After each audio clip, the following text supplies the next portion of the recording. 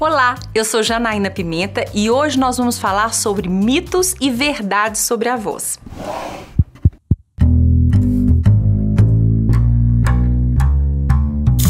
Chá de gengibre, spray de própolis, chupar giz, gargarejo com aspirina, ou seja, existem vários mitos sobre o que é bom e o que não é bom para a voz. E é assim, um cantor fala para o outro, um cantor experimenta alguma coisa, fala para o outro e de repente está todo mundo usando sem saber se de verdade aquilo faz bem ou faz mal.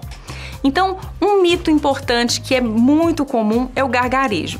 A gente tem assim as pessoas falando para gargarejar das mais diversas maneiras. Gargarejo com própolis, gargarejo com água morna, gargarejo com aspirina, Tilenol, enfim.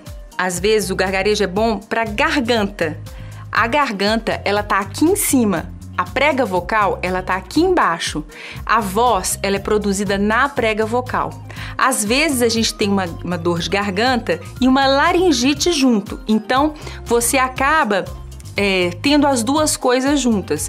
Mas quando você faz um gargarejo, por exemplo, ele vai chegar apenas na garganta. E existem algumas substâncias que você coloca para poder gargarejar que acabam irritando mais a sua garganta. E ainda assim, eu tenho um outro problema. As pessoas, quando elas gargarejam, elas não gargarejam, elas gargarejam. E isso é péssimo, porque você vai estar fazendo um exercício de voz machucando a sua voz.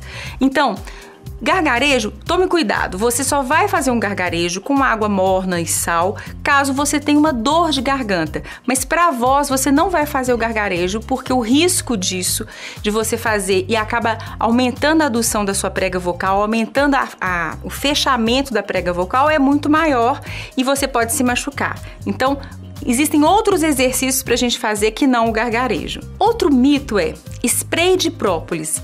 As pessoas usam demais esses sprayzinhos na garganta, não só de própolis, como spray de gengibre e também alguns remédios para dor de garganta. Na verdade, o que esses remédios fazem? Eles anestesiam. Você já viu algum jogador de futebol jogar com o corpo anestesiado? Ninguém faz isso bem. Então você, cantor, precisa estar sentindo todas as suas estruturas. Os ajustes na hora que você canta são muito finos, então você precisa ter o controle disso tudo.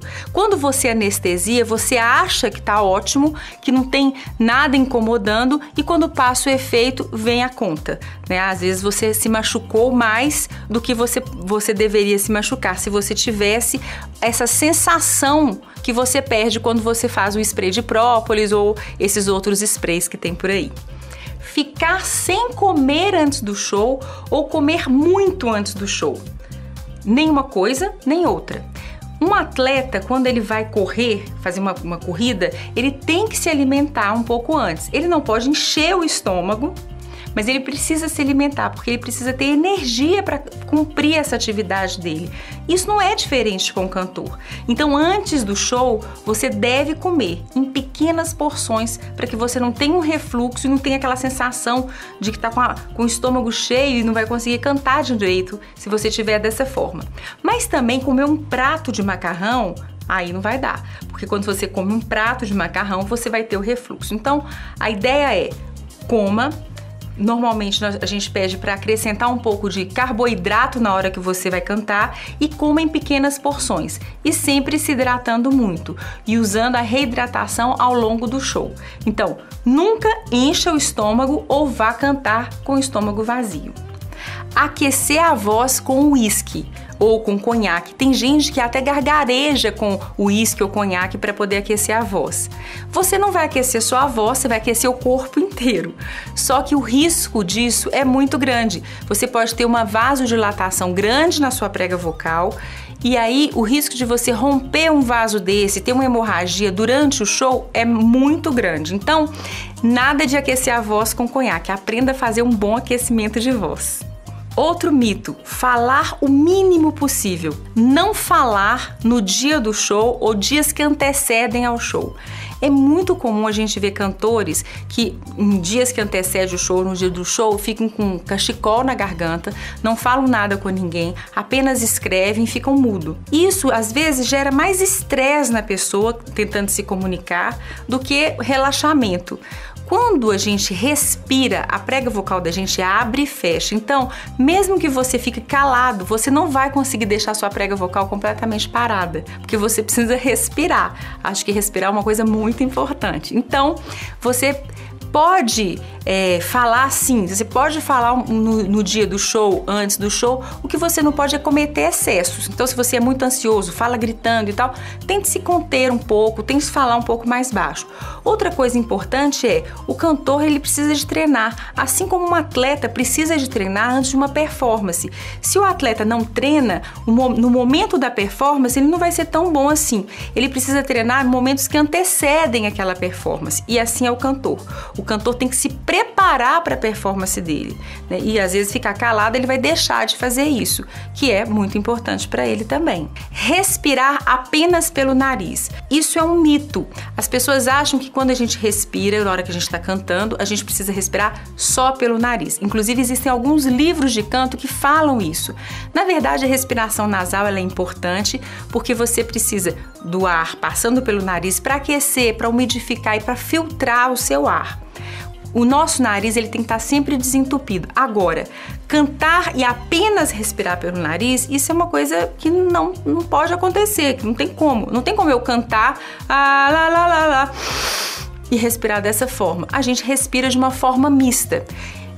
Eu vejo muitos cantores tentando fazer isso, tentando respirar pelo nariz apenas e acabando que isso gera mais tensão neles, porque eles ficam cantando e cantando. Então não, a respiração na hora do canto e na hora da fala, ela deve ser mista. Na hora que você não está fazendo nada, com a boca fechada, a respiração tem que ser nasal, ou seja, seu nariz tem que estar desobstruído para o ar passar pelo nariz. Não pigarrear em hipótese alguma. Alguns cantores chegam no meu consultório com pavor de pigarrear. Veja bem, o pigarro, ele às vezes, ele denuncia algum problema, às vezes, por exemplo, como um refluxo. O pigarro denuncia que tem alguma coisa na prega vocal.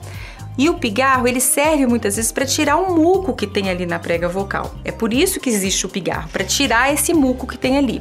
Se a pessoa está pigarreando o tempo todo, isso não é bom. E isso nos faz pensar e investigar o que está por trás disso.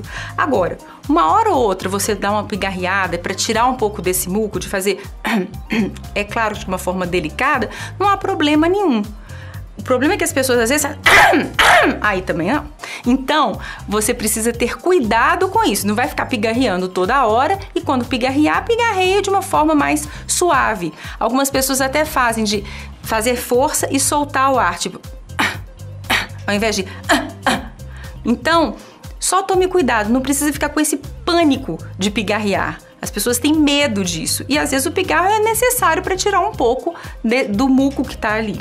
Então, todos os dias surge um mito, né? Surge uma moda, alguma coisa que faz bem, alguma coisa que faz mal para a voz. O que você precisa é saber a lógica da coisa, como é que funciona seu aparelho fonador, as coisas que fazem mal, que fazem bem e ter bom senso. Assim você vai estar sempre cuidando da sua voz sem se machucar. Bom, eu espero que vocês estejam gostando e amanhã tem mais um vídeo na semana especial Selfie Vocal. Até lá!